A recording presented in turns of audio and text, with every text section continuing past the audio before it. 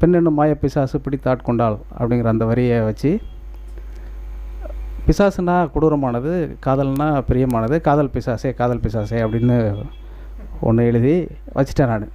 அப்புறம் வந்து அவர் சொல்லியிருக்காரு, நீங்கள் நலமா நாங்கள் நலமாலாம் எழுதக்கூடாதுன்னாரு. மறாவது நாள் காலையில் தொலைபேசியில் என்னோடய நண்பர் ஊர்லேருந்து தொலைபேசி பண்ணார். எப்படிப்பா இருக்கனாரு? நான் பாட்டு எழுத முடியலங்கிற வருத்தத்தில் இருக்கிறேன். ஏதோ இருக்கிறேன்ப்பா அப்படின்னோடனே அவன் சொன்னான், என்னப்பா நல்லா இருக்கேன்னு சொல்லு, இல்லை நல்லா இல்லைன்னு சொல்லி ஏன் இப்படி சலிச்சிக்கிறேன்னா. எனக்கு முதல் நாள் வித்யாசார் சொன்னது ஞாபகம் வந்துருச்சு. நான் இங்கே நலமா நீங்கள் நலமாலாம் எழுதாதீங்கனாரா? அப்போ நல்லா இருக்கிறதுக்கும் நல்லா இல்லாததுக்கு இடையில ஏதோ சௌக்கியம்னு ஒன்று இருக்குதுன்னு சொல்லி காதல் பிசாசே ஏதோ சௌக்கியம் பரவாயில்லைன்னு அடுத்த வரி எழுதிட்டேன். அதுக்கப்புறம் என்ன எழுதுறது உண்மையிலே தெரியல. விடிஞ்சிருச்சு. 10 மணிக்கு போகணும். எழுத முடியாது, இதெல்லாம் திருப்பி எழுதியிருப்பேன். இப்போ இந்த பாட்டை நீங்கள் கேட்டிங்கனாலும் தெரியும். காதல் பிசாசே ஏதோ சௌக்கியம் பரவாயில்லை, காதல் பிசாசே நாடும் அவஸ்தையும் பரவாயில்லை, தனிமைகள் பரவாயில்லை, தவிப்புகள் பரவாயில்லை, கனவென்ன